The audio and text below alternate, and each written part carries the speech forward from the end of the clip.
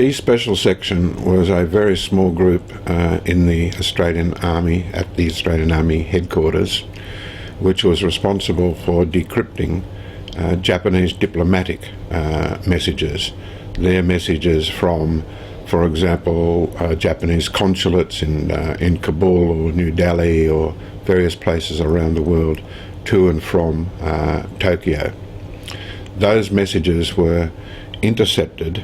They were radio messages transmitted in Morse code, and they were intercepted at a number of dedicated intercept stations. D Special Section was only a very small group. Right through the whole period of the war, there was only just over 30 people involved. Some of these, after the war, figured as leading academics in the days when the ANU was being set up here in Canberra. Trendall himself moved here and became the Deputy Vice-Chancellor of the ANU, and he was also the founding master of University House.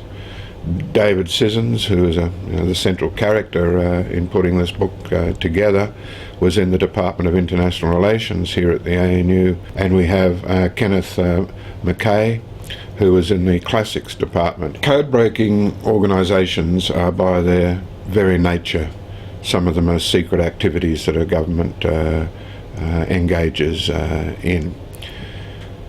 You can only be successful in breaking codes to the extent that the side who you're monitoring is unaware of what you're doing. So to begin with, all of our code-breaking activities were very, very highly classified. The government has been very reluctant to say anything about the D Special Section because it was focused on breaking Japanese diplomatic signals.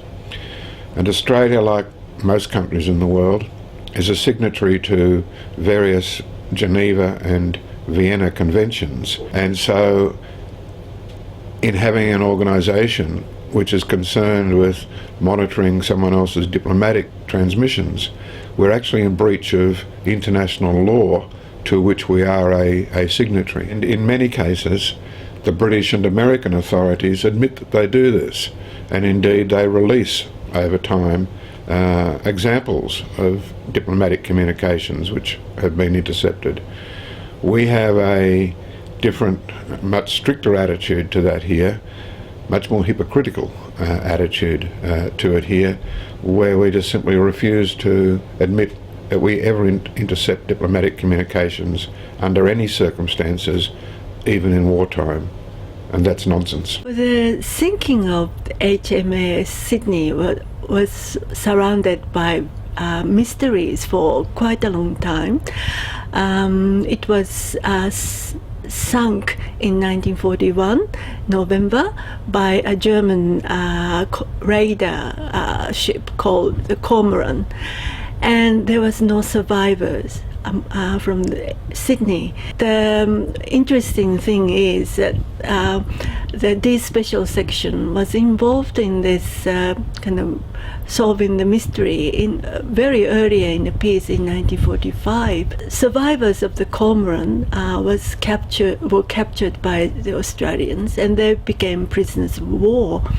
And those POWs broke out from their camp in 1941, and when they were recaptured, the captain of the Cormoran, Commander Detmar, had a coded diary, and this coded diary was sent to the Special Section, and the staff in the section decoded this diary quite quickly, and the content said that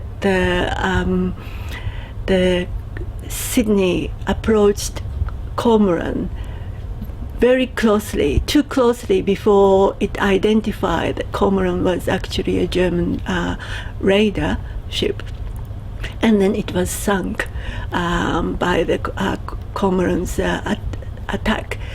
So that content was identical with the 2009 official inquiry. So in a sense that the how Sydney was sunk was already known in 1945. Sissons is really centrally important to this whole story. The Americans, in fact, in the hearings into the Pearl Harbor tragedy, were the first to actually release the fact again that Australia had a communications intelligence unit that was concerned with intercepting Japanese diplomatic communications. That this story all started in Washington. So we did know of the existence of this organisation, but without Sissons's efforts, contacting his former colleagues and hunting down a post-war report on this organisation of which he had become aware, if he hadn't have hunted it down, it would have just sunk into oblivion because no one else was aware of its existence.